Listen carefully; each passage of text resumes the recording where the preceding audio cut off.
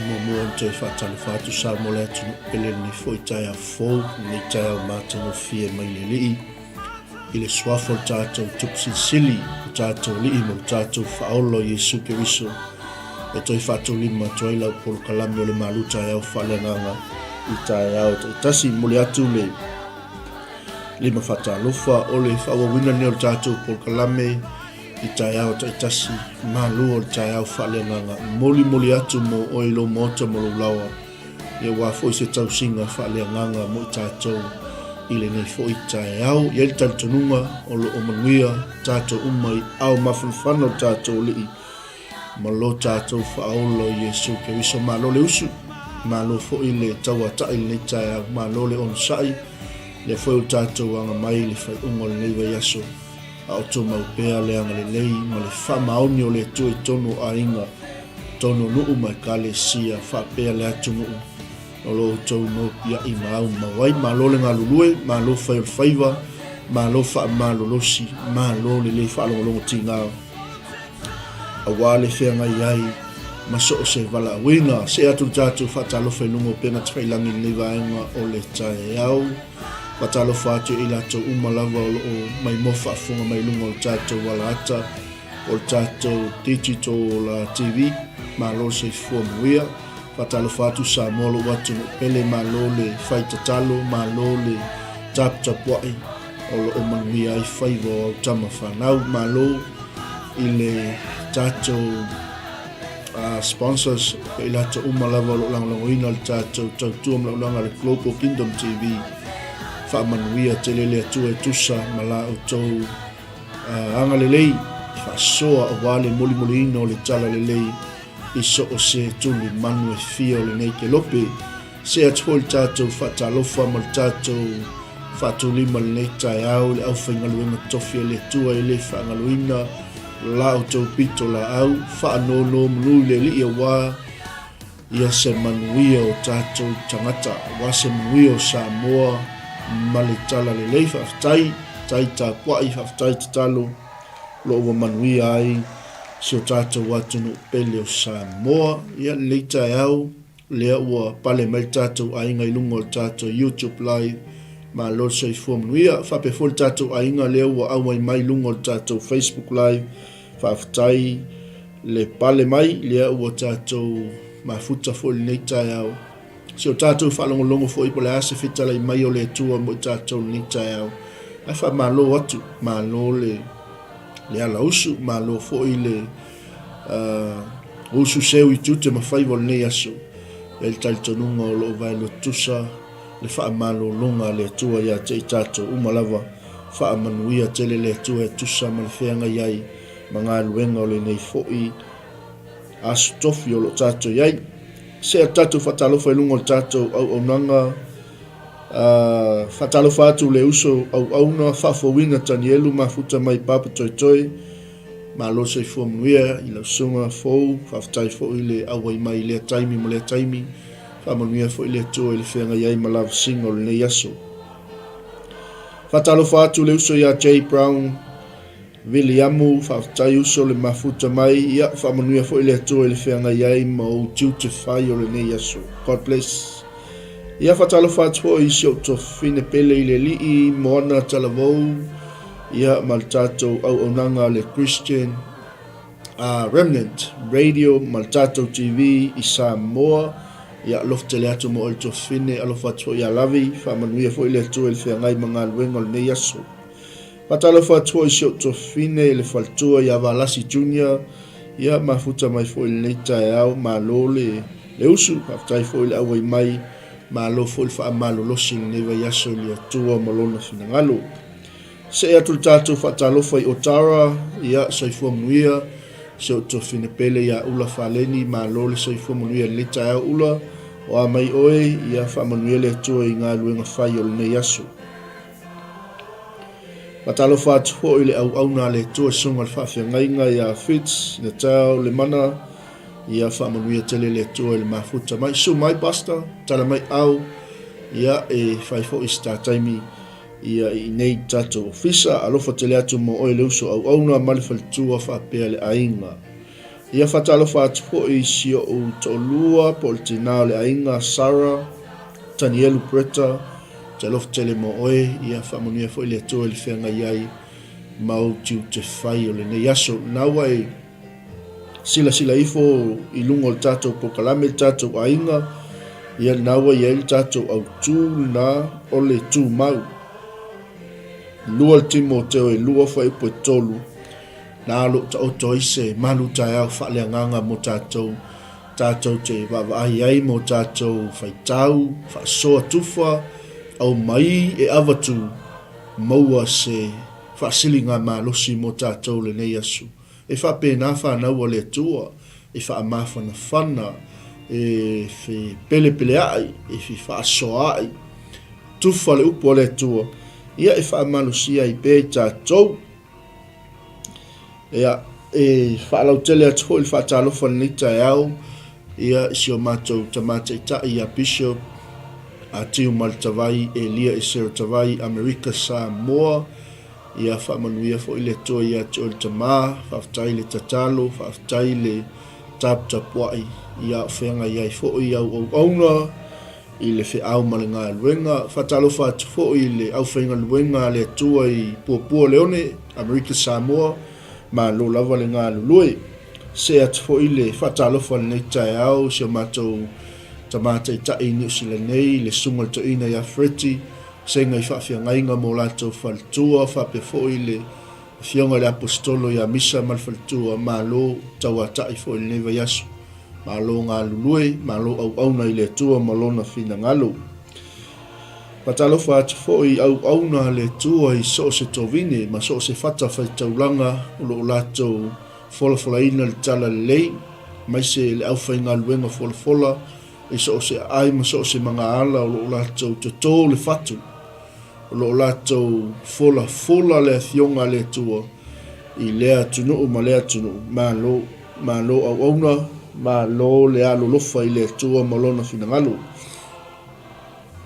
ia ni natu ia le la tatou seʻelo le tatou malu taeao faaleagaga lenei taeao ia ona o nisi foʻi o polokalame faatulagaina o le tatou auaunaga po le tatou misiona ia vea foʻi lenei taimi e moli atu ai alofaaga moʻomooga alofa I sio tatou tamā faifeʻau iafiu ia o feagai ai foʻi o ia ma faatafa gasegase o le tino ia iai pea le agalelei o le atua e ala I lana faamalologa e foaʻi atu ia te o I le aso ma le aso te alofa tele ma oe le tamā pasta fiu faapea foʻi le tina ia hana faafetai tatalo mai o le tatou faamalosi lana lenei taeao tumau pe lē te faafofoga ma lenei taeao o le ase auaunaga o loo e gapatia ai ma e ololoia ai ma e tigaina ai o loo tāua ai le suafa o le atua o le apoapoaʻiga mo I tatou lenei taeao ina ia tatou tumau I le galuega le atua o le faamalosi ma le faalaʻiʻau mo I tatou lenei taeao ia ina ia tatou ono saʻi le galuega o le apoapoaʻiga mo tatou lenei taeao ina ia tatou taofimau uʻumau le finagalo le atua o loo tatou galulue ai ina ia aua nei toe mamulu lo tatou tofi ua uma ona tapena I le atua e ala I le ola e faavavau faatalofa atu ma le pone soga le toʻina ia tiatia leone alo tapuai faafetai foʻi usa o le mafuta ma lenei taeao mo le atu foʻi le faafetai ma le faamālō I le auaunaga mai Australia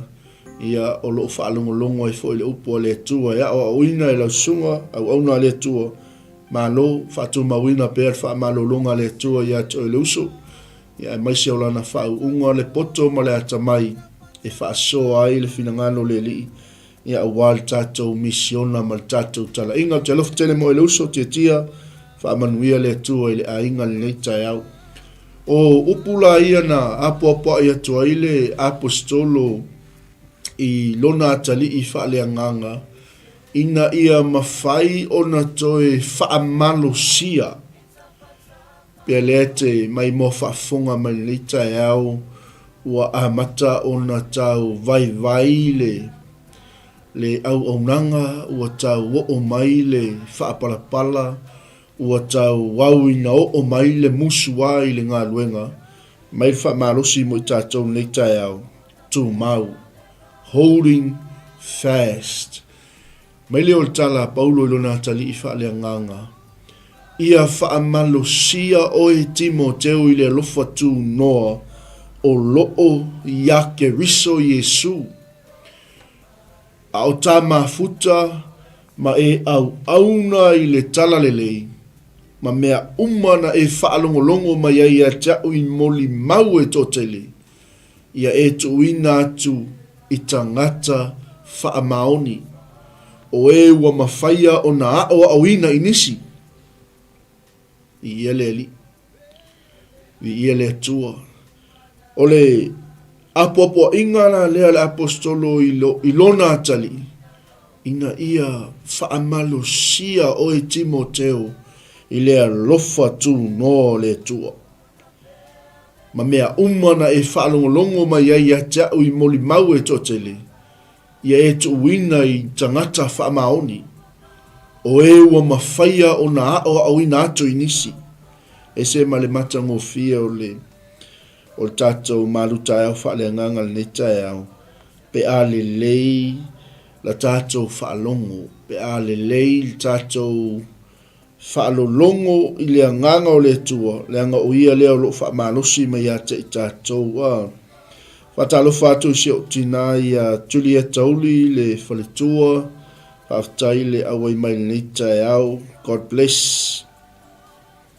O upula ia na apoapoa ia toi le apostolo ia Timoteo, ina ia tu mau i le ngaluenga. Lea ua awala toi se whaamalosi mo tātou, ia a o e folau fo i le folaunga faaleagaga le vai tau o le tātou savalinga tu mau.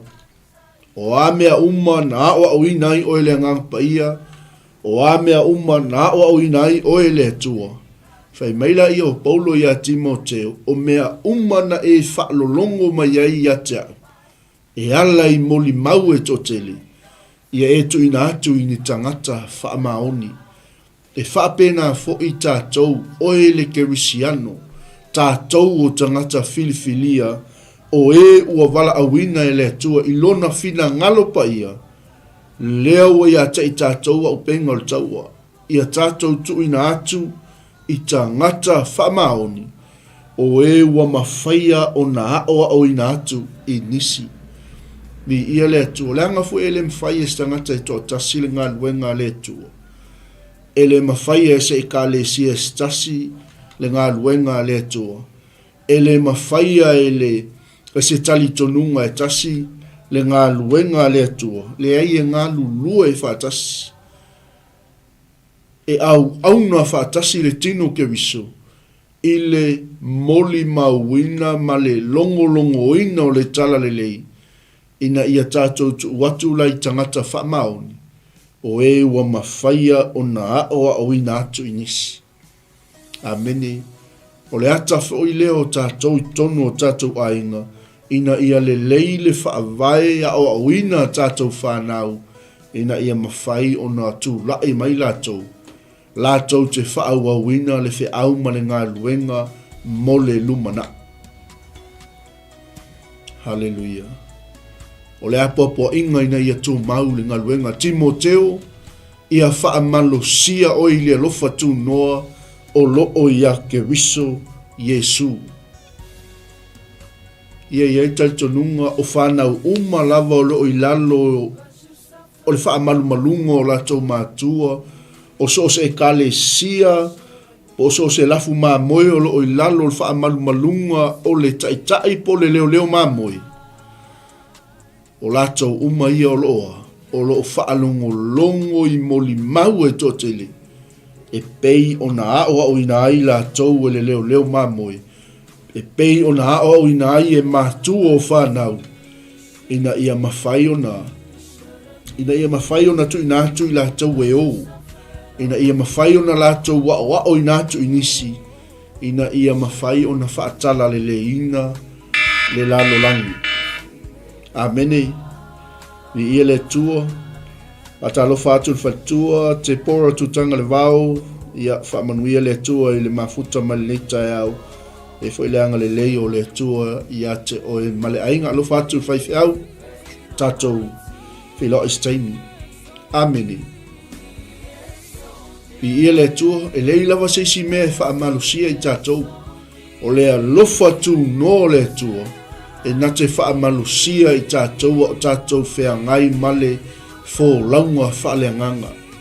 E whaamanatu e le tua ma toe whaailoa e le tua ia te i tatou. O lona alofa tu noa loo ia Yesu Keriso, e na te au maia ia te i tatou mea na tatou wao au ina mai i leo leo ma moe i tai o mātua faaleagaga. Maila ia i tu wina atu i tangata whaamaona, o e wa mawhaia o na ao au ina atu inisi. Ameni. O le tātou tiute le na, o le tātou matawhai oi le na ke wisi anu, ina ia whaamalo sia i tātou. I ia le li, a iei sisi upo e mwhai o na whaafai ngofie le tutula aua to le tātou Malu taeao faaleagaga. Whaamalosi, la uso, whaamalosi. Whaamalosi le alofa tu noa o loo ia Keriso Yesu. Maila ia o tala ta malo o Paulo ilona tali faaleagaga o Timoteo. Timoteo, ia e ono sai i mea e tina ai. Amene, ono sai. E ese fo ima le matangofie o le whaatautonga e le apostolo o lana apopoainga, o lana faufautua i lona atalii, o tula i maile ngā luenga o se tangata e la titi tele a o boa wala au le tua i le ngā luenga. Amen. E i loa le leima malama le apostolo, e le whaingofie i a Timoteo, le theanga i ai male ngā luenga. Nā foi le ua umona, le ua foi mai le apostolo e le whaingofi. Aleluia. Maila i o Paulo. Lo ua tali, ia e ono sai me tinga ai. Ono sai. O a mea uma e o mai ti ngā mawhainga tāo le ngā luenga. Ono sai. Tātou fo ia istei me le lava i le ono sai. Mi ia le li. Tātou fo ia istei me whapena i ona mamulu atu le ono sai. Mo le mawhai o ngā o mau le ono sai. Mo le mawhai o na tāo fiofi. A whai mai tala tuspa ia e ono sai me tinga ai. Whaapei o se tangata tau e le lei ia Yesu Keriso. Aleluia. Amene. Tātou uma lava o tangata tau. O tātou uma lava o tangata manu malo. O tātou uma lava o tangata e iai o tātou whaalongona, e iai o tātou manatu. Meitala tuspa ia. Ia e ono sai me tinga ai. Whaapei o se tangata tau e le lei ia Yesu Keriso. Ameni. Whaimele o tala Paulo ia Timoteo. Awa e le ai seisi ali Timoteo. E le ai se tangata e tau i le tau ana te whaalawe la vea ia te ia. I mea le nei o langa. I ia leli. Ina ia whaafia fia o ia i le. Na fili ia te ia. E whai matangata tau. Au tātou iai fo i le wala aunga le tua ma le ngā luenga le tua. E le ngata o le ua whaamalosia i tātou le alofa tu nolo i a Keriso Yesu. A le ua wa au mai le loto tele i a te i tātou. Tātou te ono sai ai me tinga ai. Whaapei o stangata tau e le lei a Yesu Keriso. I ia le tua. Le ala whai meitala le apostolo. Awa e le aise tasi Timoteo. E tau le tau ana te whaalawe la vea e ia i ate ia. I mea ale nei o langa. Amene. vi ia le li e tau ina ia fia o ia i le na filifili ia te ia e whai na tangata tau. Na filifili i tātou e le tua. Na wala awina i tātou e le tua. Na tōwhia i tātou e le tua. O no sai me tinga ai. O oe o tangata tau ia ke riso. Vi ia le li o tātou o tangata manu malo. Vi ia le tua. Fe meila i o tala la apostolo i Timoteo. Ia whaalea nganga lo tātou taua. Aua nei whaale tindo lo tātou taua. Aua foi a whai e fi nau se tasi il fia Malu. Meile o tala Paulo e le whaapaleina o ia. Pe a le fi nau e tusa ma le tū la fono. Amene. Aleluia. Ele manu malo se tangata pe a le finau e tusa ma le tū la fono. Ele whaapaleina o ia pe a le finau e tusa ma le tū la fono. E se le matango fio le upo le tua mo tātou le taeao. Ni ia le li. Amene. Ele istangata e le finau ia whaia ina. Ele istangata e finau ina ia toi lalo. A fai mai le tala Paulo ia Timoteo. A fai foi Timoteo. E finau se tasi le manu malo. E le whaapaleina le natangata. Pe a le finau e tusa ma le tū la fono. Tātou lau tangata faaleagaga. Tangata tau ia Yesu Keriso. Tātou e le finau wale. Tātou e le finau whaletino. Tātou e finau faaleagaga. Ina ia mawhai ona whaapaleina i tātou le ola e whaawawau. Amene. Vi ia le li. O le ata whai ngofia o le mea lea. Ia taipeia o taalonga i nei o na pō. Ndea fo isa e mai mo le taalonga na pō. O le aua e tele ia whaasalanga. Ua lātou ta alo e le tusa ma le tūlafoni. O le au fo ilina e toi lalo. O le au fo ilina e le manu malo. Lea le whai mai e tala le apostolo ia Timoteo. Timoteo. E le whaapaleina se tangata pe a le finau e tusa ma le tūlafoni. Amene. Finau e tusa ma le tūlafoni. I ia le li. Watalo fatu nisi o le tātou ainga leua, pale mai lunga o le tātou nanga, whamanuia tele le tua le awai mai. Glory, hallelujah. Amen. O le whamanatu la lea le apostolo i lona tali i faaleagaga o Timoteo. Ia e manatua, ia e mafaufau i mea na o whai atu ai Timoteo. Amene. Mea marawa. E ala no wha malo si le apostolo i lona tali ina ia mafaufau i ai, ma manatu i ai. Whai maila i o tala tuspa ia. O na fua ina atu ai le li ia te oi. Le loto matala i mea uma. Oka e so. Tasi le mea taunwha o popo i lau te talo sa moa. Kerisiano. Tatalo i le tue au mai le loto matala ia te i tātou i mea uma. Tātou te iloa ai whaawasenga mea. Tātou te iloa ai whaatūranga mea o lo finangalo mai ai le tua ia te i tātou. I ia le li.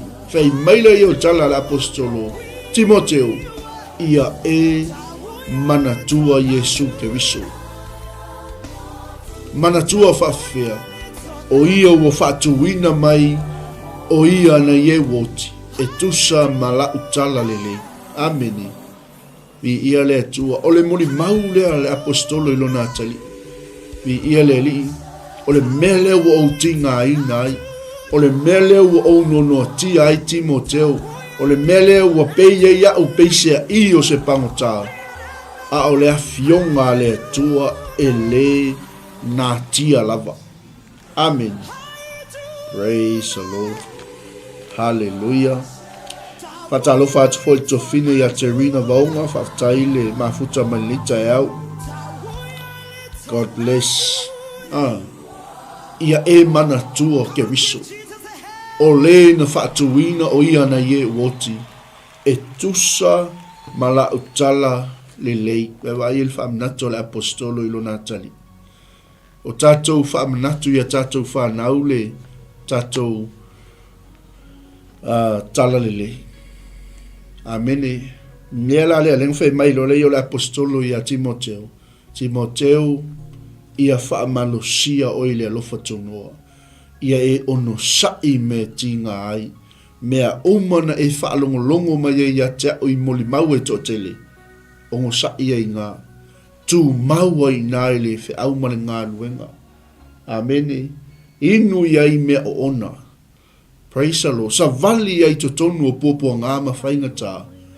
Vi ia leli. Ma ia e mawhau fau i mea na o whaia toi ia te oi.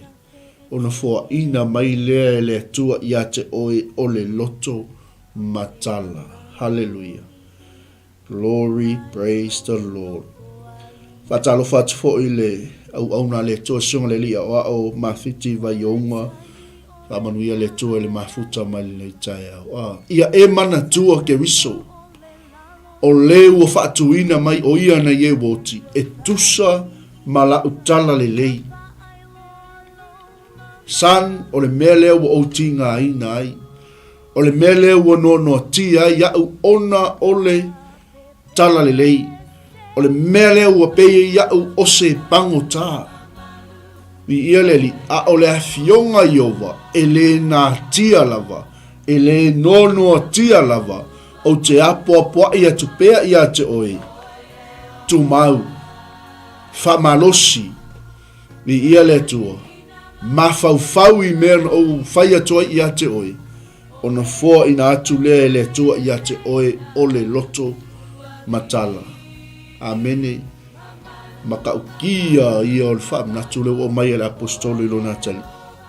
E mawhai ona whaafale pui pui oi. E mawhai ona whai e tangata mea leanga ia te oi. A o le tala lili. E le mawhai e se tangata ona no tia le tala lili. E le mawhai e se tangata ona whai se mea i le tala lili. Hallelujah. I ia leli. Lea lang whai mai e tamalo Paulo ia Timoteo. Hallelujah. O le afionga le tua. E le no tia lava. Amene. Praise the Lord. Mele ua.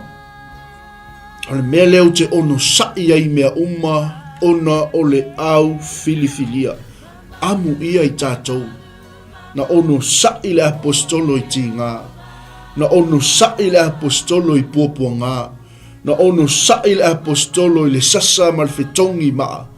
Ona o le mawhau mailea. Le au filifilia.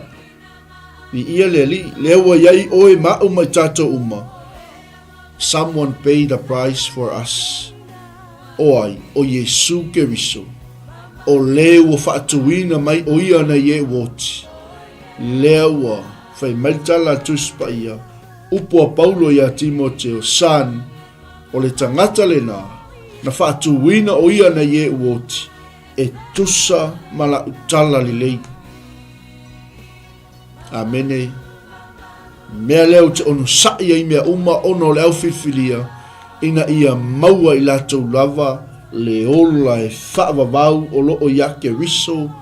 Yesu male manuia e whaavavau. Oka e so. Praise the Lord.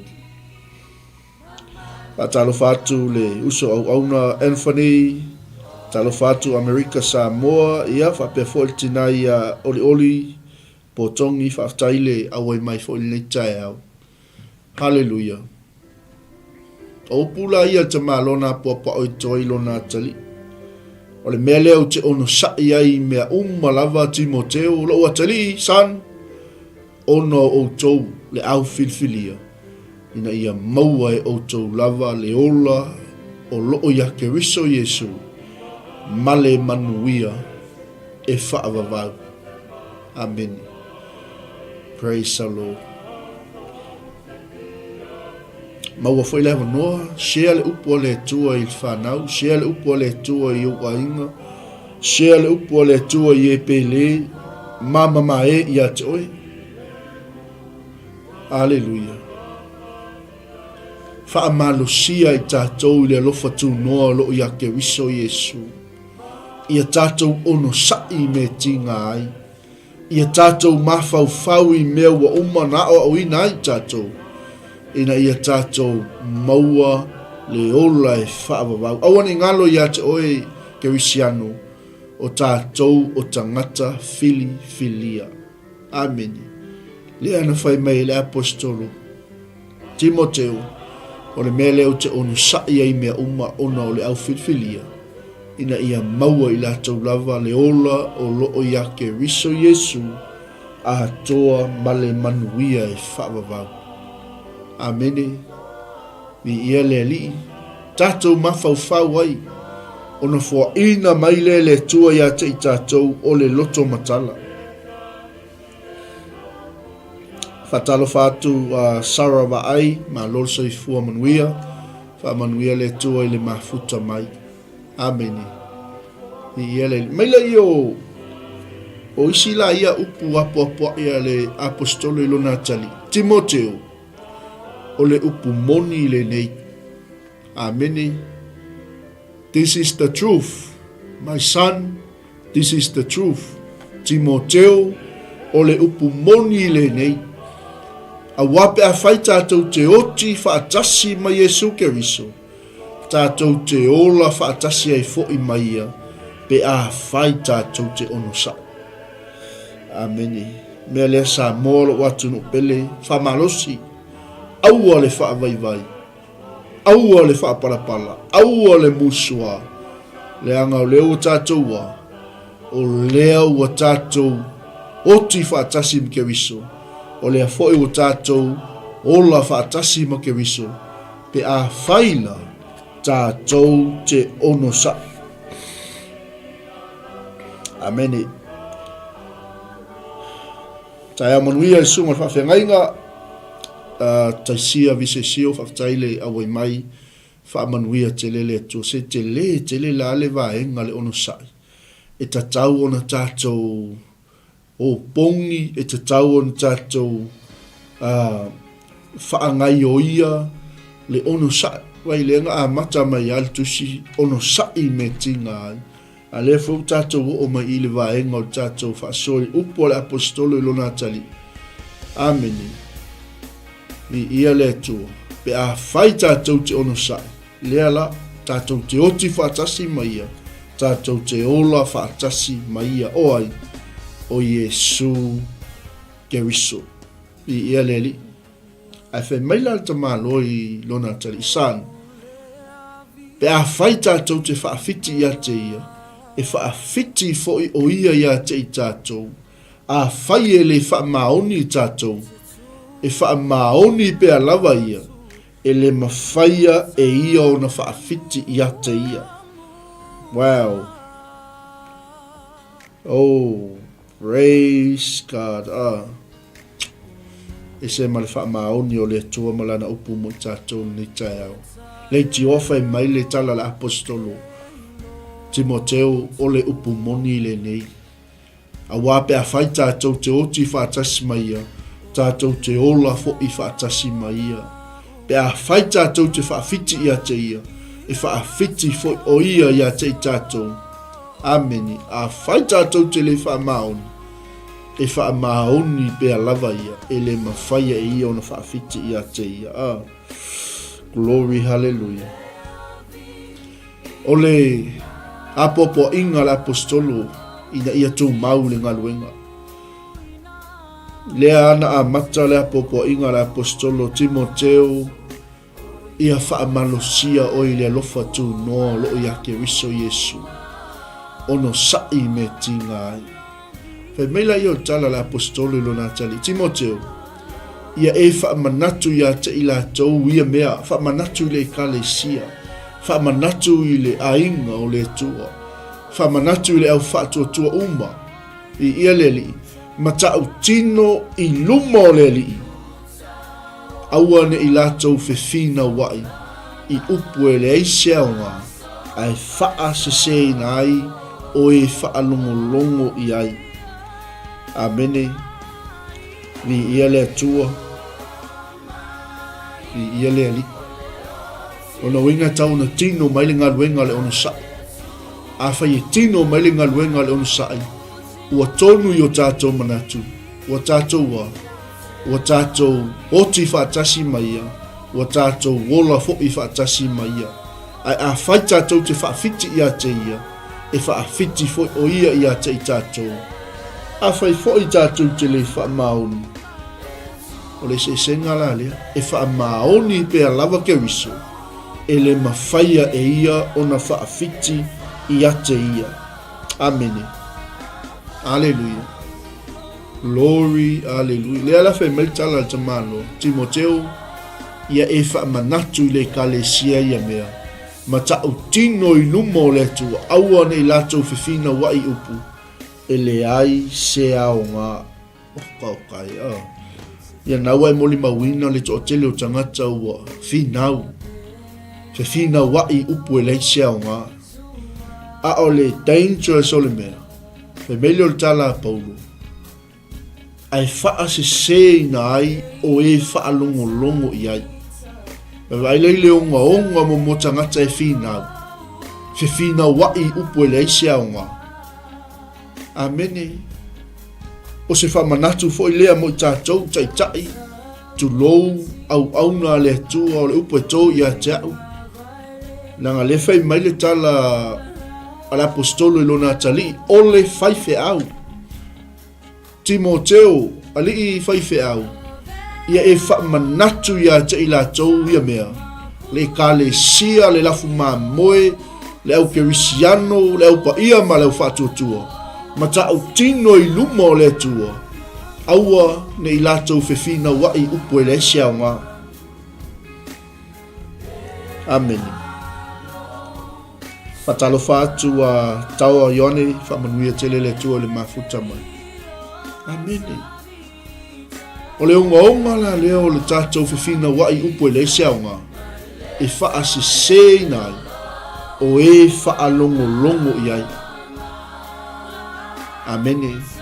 Fe maile i o tala Paulo i lona tali. San, a ia e tau mawhai na ia avea oe. Ma lewa fia mai i ai le tua. Amen. Glory, hallelujah. Amen. Au e te popoli. A finau atu se tangata i a te oe. Stay calm. Tu watu lau loto i le li. Let them be. Talitonu oi le mea wa talitonu wai. Talitonu oi le upu o le atua wa o au inai oi. Mai maila i o Paulo i a Timoteo. I ia leli. A ia e tau mawhai na ia avea oe mai ma lewa fia mai ai le atua. O le whainga luenga e le aise mea e mai. O le tangata na te vai tonu ina le upu moni. Oh, hallelujah. Amen. Hallelujah. Ia mfai fo iona whaatulanga se fisili mo tātou ni. O fia le atua iau mea nai whai. Amene. Patalo whaatu a sina malo sei fua manuia. Pataitainga. E whape whaatulai se fisili fo i lele. Pe te fisili mai fo i whaiwheau. O fia le atua i lau mea nai whai. E whai fo iona whaatulai se fisili mo tātou leu whaalongolongo. O fia le atua iau mea nai whai. O le whainga luenga, o le tangata e le aise me mai. O le tangata na te vai tonuina le upu moni. Amen. O le tangata whai maitala tuspa ia. O le tangata e tau mamau ma upu leanga, ma upu leaonga. Ma upu e tupu ati li ai lea mio wha le mata. Amene. Manatua, o loo iai e o loo whaalongolongo. a o le whaamanatu lea le apostolo I lona tali san. Ia e whaamanatu le ekalesia. Ma tau tino I luma o le tua I le ekalesia. Aua ne I latou fefina wai upu e le isia o ngā. Aisea, le anga e whaasiseina ai, o e whaalongolongo I ai. Hallelujah. A ia e tau mawhai. Ina ia avea o e male wa fia ma I ai le tua. O le whai ngā luenga I le ise mea e mai. O le na te vai tonuina le upu moni. Ma ia e tau mau ma upu leanga. Ma upu lea o ngā. Ia, lea fweua. A whai se sifsili o fia le tua iau mea nai whai. Le fweu tātou o mai I ato e whai se sifsili. O le leia o upu na te tau talai. O le anga o upu na te tau talai. O iaisea o ngai upu olo e tau talai. Nanga le whai mai tala tamalo ilo na tali. Ma ia e tau mamau ma upu le anga. Ma upu e le aisea o ngā. Upu e tupu ai le masenga, upu e tupu ai taua, upu e tupu ai le whewai ai, upu e tupu ai le misa. Ma upu le alawhai mai ai. Ma upu e tupu wati le ai le a mio wha le mata. Praise the Lord. Atalo whātu si o tina ia Elena Paino, Nico, mafuta mai rotorua. Ia whape foi si o tina ia Arieta Mose, whaftai le awai mai. Whamanuia tele le tua ni taeao. O a mai iau upu. O le leia o upu olo e tautala. Ele o tupu ni masainga I upu olo e tautala. Amene. Ele o teva se anganga I upu olo e tautala.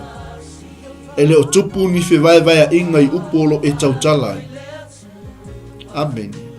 Ele o leanga ni tangata I upu olo e tautala. Mi ia le ali. Mi ia le atua. Ele o se upu a se whaife au. Ele o se upu a se perfecta. O le upu a le atua. Lea ua wha manatu mai mo I tātou ni taeao. E se le mata ngofi. Glory, hallelujah. Wha manatu le kalesia. Timoteo. Awane ngalo ia te oe, olo o iai fofonga o le tua I lunga ia te oe, ma e tau tino I luma o le tua. Oh, kaso. Ele whaingo fienga luenga whaise au.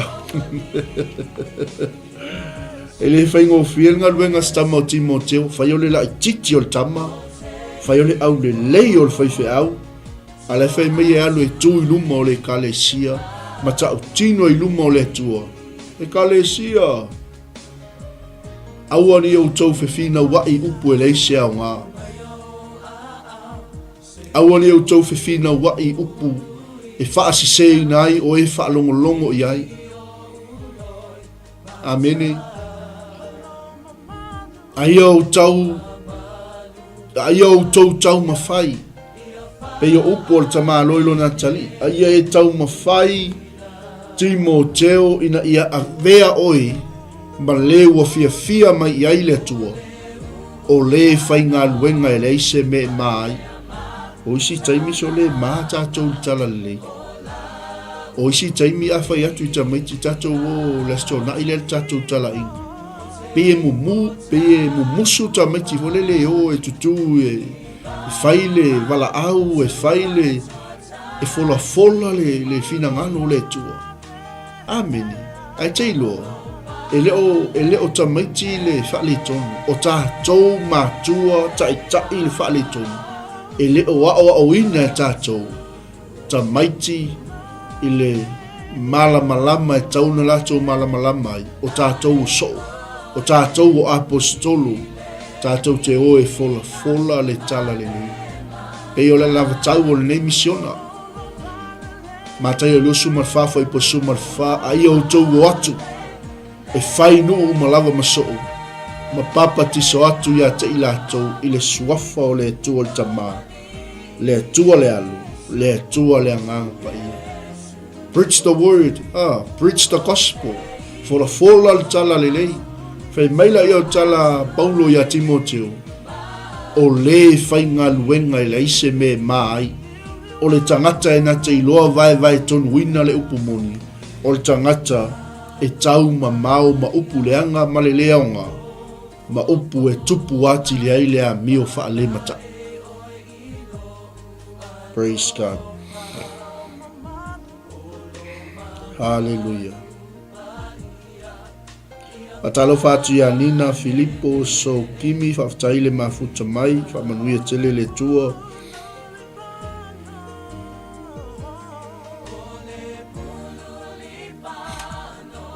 Matautia tele le upo le tua mo tatou ni taeao. Lo ainga eia o upu tomua le apostolo lo natali. Ia faa malosia i tatou le alofa tu no le tua. Ia tatou ono sai me tinga ai. Ia tatou wha manatu le kalesia. Ma tatou tau tingo i lumo le tua. Aua ni iaise upu. E wha pēnā ona whiwhina wa i ai tatou.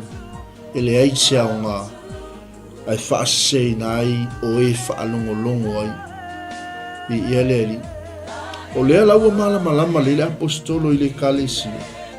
Amen. Langa o latou upu. E whai asi a ati o latou upu. E whai asi o onga o latou upu. Lea langa whai mai e lo la apostolo i le ia Timoteo. Ma tau tino atu i lumo le to Timoteo. Ia e tau mamau. Ma upu e le ese au ngā. Leanga o le kalesia ngā ki whai au e Timoteo. O le a ati o latou upu e pei o se. E mei e pei a ati e pei o se papala. I ia le li.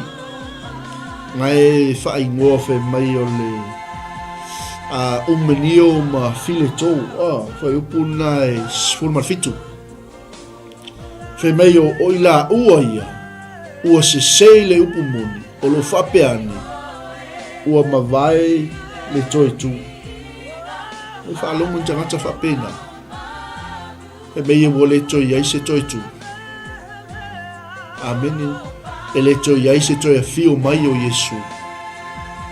Fe mei wala tau whaali liu ese nisi tangata ili whaatua tua. Oka iso. E tātou whaitete. Ia ngau tangata tonu lawai. Lea nei te tonu o le kalesia le whaiwhi au estamo Timoteo. Lea lai whai maita malo Paulo Timoteo. Lea ngau le kalesia na. O lato upu e ate pe o se papala. Amene. O i la tauna ua se sei le upu moni. Ma whape ane. O le haise toi tu. O whaali liu wai nisi tangata i to tele. I le wha tua. Amen. Ai leise mea tātou te popole ai. Leise mea tātou te atu vale ai. Talo fatu Bible ia alof tele mo o leuso. Ma lo fo inga lue le fatali atu ka boss. Ma lo ona sunga ya Bible ia ma tātou tautua mla unanga le Remnant Christian TV Samoa ma tātou radio ma lo se fu manuia. Le ala o latou upu e ate pei o spapala. E iai umenio ma file to mele aleng ofisilia to a iai sisi fisili o ma iau upu o ati iau upu po nae ola se anganga iau upu. Hallelujah, glory, praise God. Mai o ila ua ia o se seile upu mon malatou whapea ua mawai lava le toitu. Ua whaali liu e se ai nisi tangata i le whaatua tua. Me leo tala Paulo ia Timoteo. Timoteo e ui lava i lea.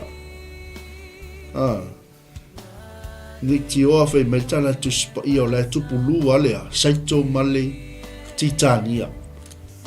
Whai mai la ia o tamalo Paulo san e ui lava i lea. O le whaavai mau o le tua. E tū lava, e au lana pule, olo o iai I mea uma le tua. O sila fia le li I ona lava tangata. Ia o ese I le amioleanga I la tau uma o e tau tau le suafa o Yesu Keriso. Amen. Oko ka semana ia. Ai ui lava I lea lo watali I Timoteo. O le whaavai mau sali o le whaavai papa o le tua. E tū lava lea. Amene. Wasila fia le li I ona lava tangata. Amu ia oe kerisiano. Ni ia le tua. Pea whai lea te tū mau. Pea whai lea te tau fiofi mai ai le au male ngānu e ngā le tua. Fai maile o tala Paulo ia Timoteo. Wasila fia le li I Timoteo ona lava tangata. Amene. Ia o ese I le amioleanga I la tau uma o e tau tau le suafa o Yesu Keriso. E manga ia la alfa umanga upo le apostolo. Ai le na o ipu auro ma a rio o le fale tele. Amene a o ipu la au mo mea o isi wa tau le leia. A o isi wa tau le ngaina. Amene. Ke lei o le fale nganga o le namea. Amene. Vi ia le tua. Maila i o tala Paulo ia Timoteo. Ai se tasi e wha mai a te ia I nei mea. E whai o ia maipu e tau le leia. E whai o ia maipu e wha mamaina. Hallelujah. Wa whai o ia maipu e wha saina. E ao ngā foi mo le li. Wa saunia mo ngā luenga le lei umalawa. Hallelujah. O tātou o ipu filfilia e le tua. O tātou o ipu wa wha mamaina e le tua. O tātou o ipu wa saunia e le tua mole ngā luenga po olona fina ngana. Hallelujah. Amene. Au sila fia e le tua o na lava tangata. Timoteo, aua e te popoli. Aua e te atua tuvali.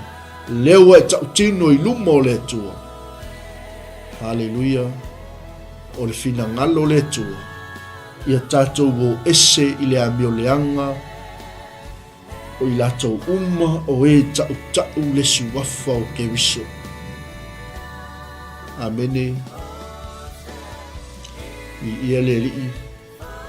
Ese male tāu o le tātou wha mawalalu salamo. Wha maoni luma o le tua. E whai ai tātou maipu o tau le leina. A vea ai tātou maipu o wha saina. Wa ngā mole lii malona fina ngalo. Ua saunia mole ngā luenga a le tua. Amene. Pe a whai tātou tea. Pe a whai tātou te wha mamai a te tātou I nei mea uma. I ia le tua. Mailio tala te māloa. Timoteo. Ia e sola ese I tuina nau o tau le lea. Ia e tau sisi lea mi o tonu ma le whaatua tua. Male alofa atoa ma le file mu. Whaatasi ma I la tau o e wala au I le lii ai le loto mama. Glory, hallelujah. Amen. Teilo, leia seisi me wha mausali ina I tātou. Leia seisi me wha mamaina I tātou. Leia seisi me mawhai ona aoa o ina I tātou ina ia mawhai ona a vea I tātou maipu e tau le leia. Maipu e wha saina e ao ngā mo le lii. Masau nia I tātou mo ngā luenga le leiu malawa. Leila wa seisi me mawhai ona tātou sola ese mai ai tu ina nau o tau le lea. Lea. Nau le upu a le atua e tala noa mai a te au. Ei whi au, sola ese ma tu ina nau. Ia e tausi le ami o tonu a le atua. Ia te oe le wha atua tua. Ia te oe le alofa a toa ma le file mu. Wha atasi mai lato uma o e vala au I le lii I le loto mama. Amene. I ia le li. Awana I wha seina I tātou. Aua nei wha leo ngā ina o lo tātou whatuatua. Aua nei wha leo ngā ina mea wa o ina ai tātou. Nā ngā lea lewhai maitala Paulo, Timoteo. A o sa ilinga va lea ua lea o ina mai. Ia e alo ese ai. Amene. Wawa iloa mea ia e tupu oilea. Whiwhina ua inga. Praise the Lord. Amene. Maula lea. Nela avatu mo esa moa. Au na lea tua. Tulou. Le au fola. Le au ngā lulue. Mailo la i o Paulo ia Timoteo. A whaila e eise si o whinau. Malatou whiwhinau wa i le upo le tua. O le maula lea mo tātou. Maila i o Paulo ia Timoteo. Timoteo. Au wae le tatau o na whinau. O le au na lea li. Oka. Timoteo. Au wae le tatau o na whinau. O le au na lea li. Amene. Pei alfai upuna e luas follow malefa. A servant of the Lord must not quarrel, but must be kind to everyone, be able to teach, and be patient with difficult people. Ho, ho, ho.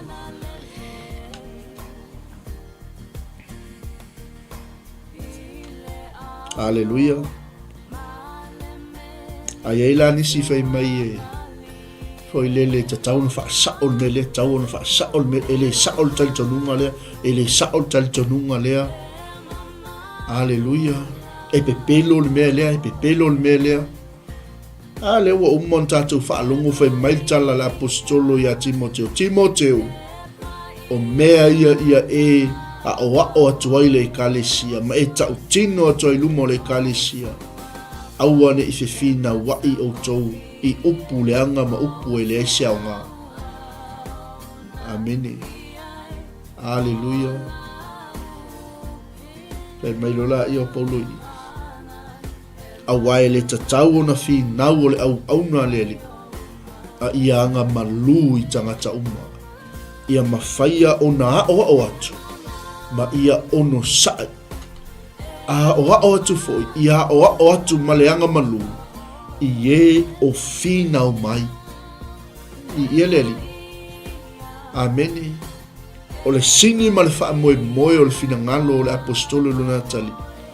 Inga ia o atu maleanga Malu, i o finau mai, pe mawhai lava lai le atua ona, fo wa i atu ia te i lātou le salamo, ina ia lātou i loa le lei, le upumoni. Amene. I le tua. Fatalo fatu le fale tua ya seiniu. Sa milo Ezekielu faaftai fale tua. Alo fatele mo le faafeagainga. Faaftai foi le auai mai. Tausala ina misi faaftai le mafuta mai. Faamanuia tele le tua. Maise nisi al tātou ainga ua misi atu lwaai. Praise the Lord. Amene. Awai le tatau o na whinau o le au na leli. Ai anga Malu i tangata uma. Ia mawhaia o na o atu. Ma ia ono sai. Bi ia leli. O atu foi. Ia o ma le anga Malu i e o whinau mai. Amene. O na mawhai le tua o na. Fo iatu ya te ila tau le salamo. Ia la whawhialanga salamo tangata pe awai whinau mai, whinau atu. Whinau mai, whinau atu. E le whinau ina le upua le atua. E le whinau au na le atua. Anga whi meltala Paulo tau le whai poe lua sumarwha. Au wai le tatau o na whinau o le au na le li. A ianga Malu i tangata uma. Ma ia ono sai. Ma ia o atu maleanga Malu i o finau mai. E mawhai ai e le atua o na fua i atu le loto salamo i ata i lātou.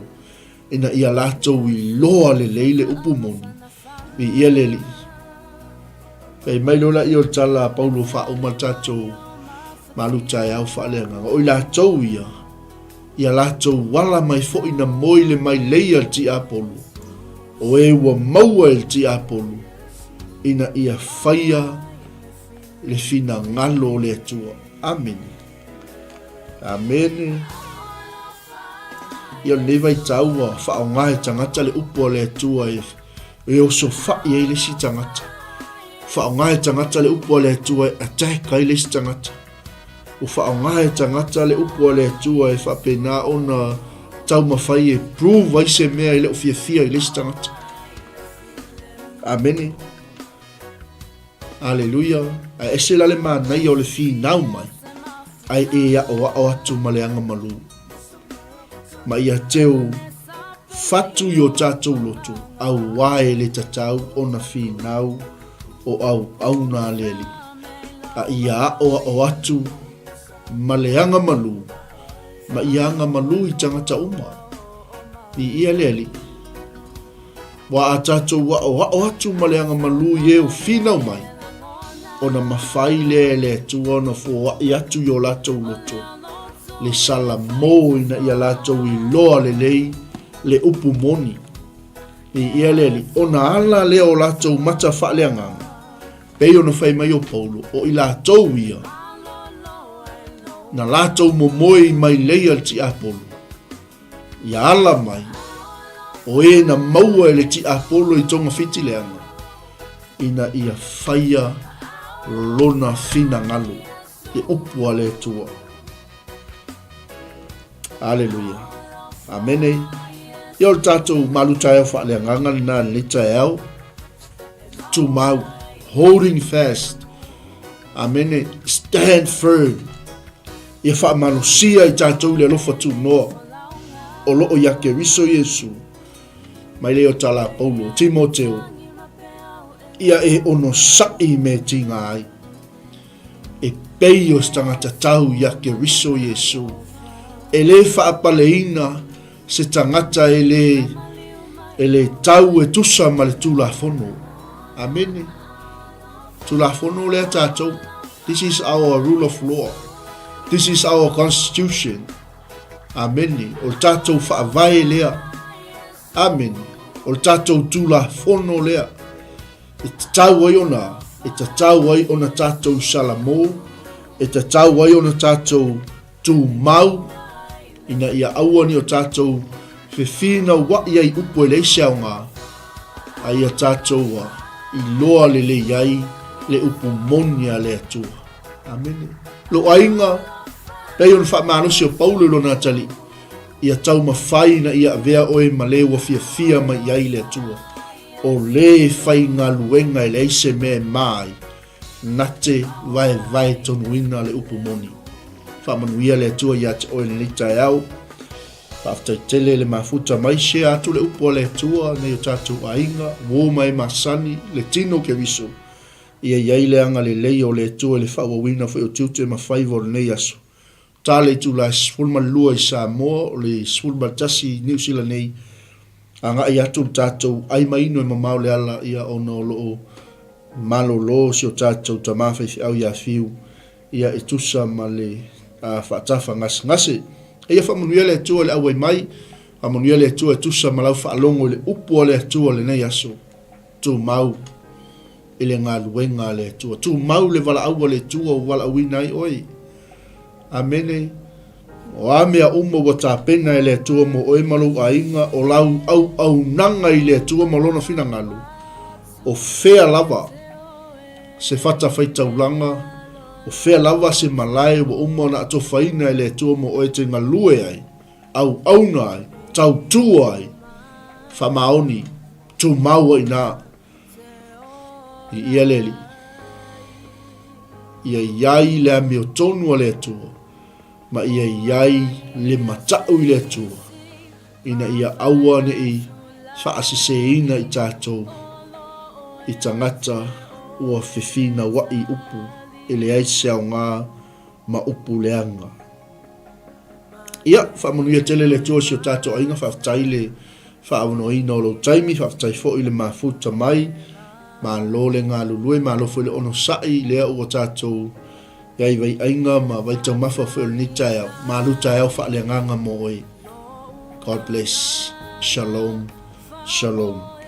Ia toi whamnatu atu fo i tātou malanga Israelu, ia i le whai ungo nei tausanga, ia a whai o loo iaise fuafuanga te fia malanga mo Israelu. Whausota i mai tātou ofisa o loo maua pēle avanoa, ia se ia o le taimi e tāpuni ai, ia o le taimi nei, a iaise fuafuanga mo Israelu, tātou wō mo Israelu, o te tauatu ia te oi ke visianu. E le ai se isi no fuanga sili o na saunga le mu, mai ai le puipuinga le atua, nai lo o lona nuu o Israelu, na ia fola ai, o le nuu e whai mo ona nuu. God bless. Whamanuia le atua le nei taeao. Ono Yesu. Amene, ma amene, ma amene.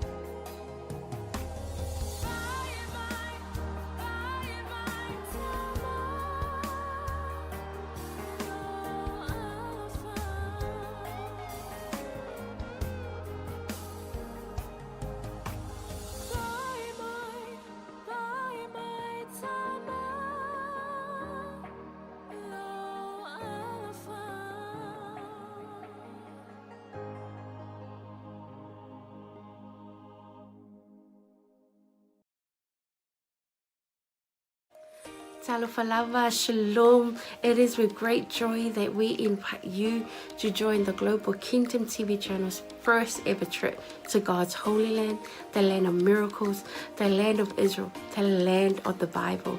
You get to walk in the footsteps of Jesus. You get to see firsthand the cities, the places he performed many miracles.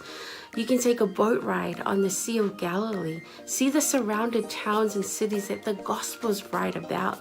You get to see the places that the Old Testament talks about, the places where King David hid from King Saul. You will see the Dead Sea, the lowest place on earth. You get to visit Jerusalem, the eternal capital of Israel. See where Jesus taught the scriptures from the temple. You get to pray at the Western Wall, a remaining of the temple. You will get to see where Jesus was once buried and realize he's no longer here because he has risen and he is alive and he's soon coming back for you and I. The journey to Israel will affirm your faith in him. It will confirm the teachings that we read about in the Bible. It will give you a deeper understanding of the Bible.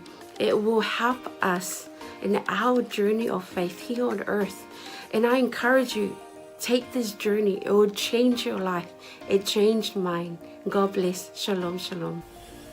Talofa Samoa na tunu pele.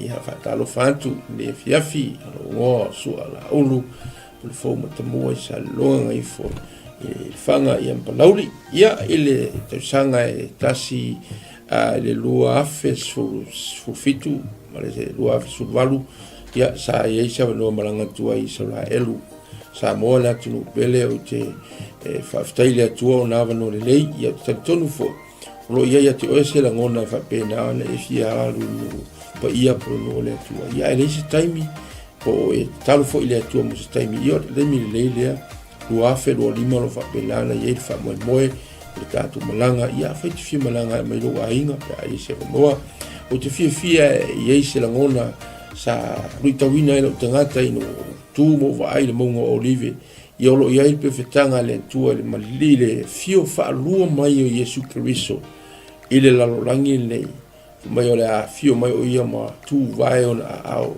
le mongo olive e fa fia ngai ma le malu fo ilea Samoa a e fia i loa tiri nei lava a mea matango fia na faia le tua na tupu mai o le atupu foi ia loga no le leile tatou te malanga tu ai ia 𝚟𝚑𝚙 awane ingalo ia te oe whamnianga le tua ia o lo ta tia i o ta lima ia o ta ua la valo ia i fuafuanga whafsotai purenga le tatou Global Kingdom TV ia mapuki e loso o vanoa awane ingalo o se fiafianga telefo ilo nei tangata o nei le tasi se saito lo whapena o na tala no matuspa ia o tausanga umalawa e aloi malanga lo failoa mai ele au la to le fapena archaeologist ona maua le vaenga ma le vaenga o le mena si fia ile nganga ma misia ile no pa ia Samoa ta pena le lua fe lo lima o ina te lo polo to e tul maunga olive ia e fio mai lo mai Yesu to sanga ia funia le tua fa ma via fuanga ma plan mai le nei tai mi se o atu le fa moi ona o Yesu. God bless you. Five time. Hello, 𝚟𝚑𝚙𝚢𝗚, Pulevinaka, and Shalom. My name is 𝚗𝚑𝚙𝚢𝗚𝗏, and I had the honor of visiting Israel twice, in 2018 and 2019. The experience really changed me. It was an experience of a lifetime. It was transformative. It was eye-opening. It was such a great time. I had encounters with the Lord that really changed me, that healed me, that I did not expect. It's one of those experiences that you have to go for yourself, to experience for yourself. So if you are planning or thinking about visiting the land, I encourage you to do so. Go ahead, invest in a trip and go receive your portion. God bless. Ya, salam 𝚟𝚑𝚙𝚢𝗚 wa pa ang to Global TV so se tolera lang ia ole o sia Paulo Poutoa futi pali ile le ngoa ia ole lua fesufal na o malanga 𝚟𝚑𝚙 ia e sel tawo so o le atua ia o se mesa famani na ia ole O le te la mea le lei uma ai o se o le unga le maunga whirua inga le na tatalo ai Yesu Keriso ai tu mai ia iria ma mo se le si tu ngango la ngonga ai se va ngango la ngonga ile nganga pa ia le tu ia awalo fa singo manga fo ima ile o mai ma le fa ngai ngele tu nganga luenga ai o lo sila ma mai mo nei tu la ia o te le sa un le simalanga le tato Global TV ta sang fo ia fio mai tala mai au ta wa yo lo so te o le tua fa yo lo talo le tua ai ma na ia fo o te soli fo i au le tua sa fa malanga lu ia te to ne mo finish fa mo yang ia fio mai tala mai au fa fo Yesu Keriso amen. Taeao and Shalom. My name is 𝗚𝗚𝚙𝚢𝚅 and I led the Salmon Delegates for Israel 2022 and 2023.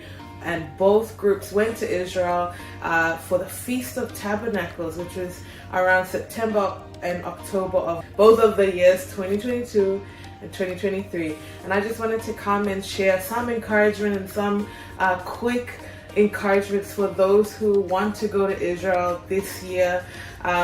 Israel is the Holy Land. It is the center of where our faith is as Christians. And I want to encourage you that if God has called you to go, to please take that step of faith and join the group that is going this year with Pastor Michaele.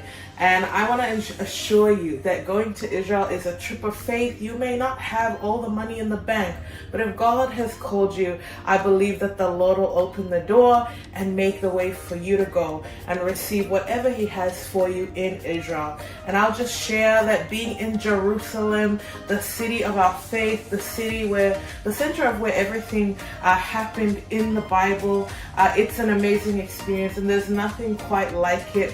And I can say going to Jerusalem twice, 2 years in a row, it did have an impact on me, and I encountered God in a new and fresh way in Jerusalem. And I also want to let you know, one of my favorite places in Israel to go is the Sea of Galilee.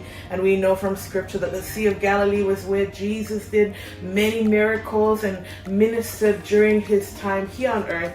And it's one of the most peaceful and beautiful places. So I do encourage you, if you do get the chance to go and see the Sea of Galilee, where the Bible comes to life. So if you want to have a fresh encounter, even with the Word, when you read the Word, it is so different when you've gone and seen those places where Jesus walked, where Jesus ministered, and even the places where our Lord died and rose again. So that's my encouragement for all. If you want to go to Israel, I believe this is one of those opportunities for you. So please take a step of faith and get ready for the portion that God has for you.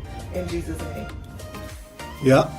Fatalo fatu pa ia Malu Samoa ia o lo ingoa o Ioelu maninoa ile tausanga lua afes fuluvalu ia o tausanga le na tatala ia le liisa manoa o te malanga atua i Israelu ia o se fatu puina lava le fia ma le oli ona talitonu ese foli faitau le afia o ngā le atua. Ia ese foli vainga ina uahalu ma vai matu lau ele. Ia tele lava ni lui tau na o mai. Ia ai pei lava o le na o vai ai le vai tafe o Yortana. Ia o le vai lea sa baptiso ina ai Yesu. Ia o lea sa faatino ai la matou baptisonga. To tele i matou 5 fa i matou sa fai en matou baptisonga i sunga foi fa whengainga pe ona matou iai. Ia la ngona lava le mamalu o le atua sa fai foi le viinga, ma fai pesenga, ma fai le tautalonga. Ia ona o le anganga fa aftai le atua, le iava noa tatala mai e le atua, ia a fai o iaise mo i mitinga, ia te oe te fia malanga le nupa ia, ia lo wava noa le leilea, lea ua saunia le Global Kingdom TV, ia le ava noa, ia e fai malanga atuai, o no le suafo Yesu. Amen. Talo falava, O lo wingoa o e seta wa apsuanga whaumui. Whaftai le atua mo le neia manoa o maua e mawhai ai ona o whaasoa atu i ate oe. Pe a whai o i ate oe se langona e te fia asia le no upa ia o le atua. Le neia fiafio te fia whaasoa i ate oe. O se filifilinga tonu, ma le ame o tonu. I lo wo atu iai, o le a e iloa ai, pei ona o wo iai, e te langona le iai o le atua i mea uma. Lea na o whaapea i foai lo uloto, le i tioa a moli mau le fionga pa ia le atua, na o si fea ngainga ma le nuu o Israel. Va ai i ai le manuia i so se mea, lau ele o la autoto o mea uma, manuia ia o le atua o lo talia Israel. A whaila o ia te oe se nau ta inga e te fiasia, e maua lo wa noa, tātou te toe malanga whaatasi ai ma oe, pe a whai e te fia malanga, e le nei malanga o lo o tāpena nei, ia ona o le suafo Yesu, amene, ma amene.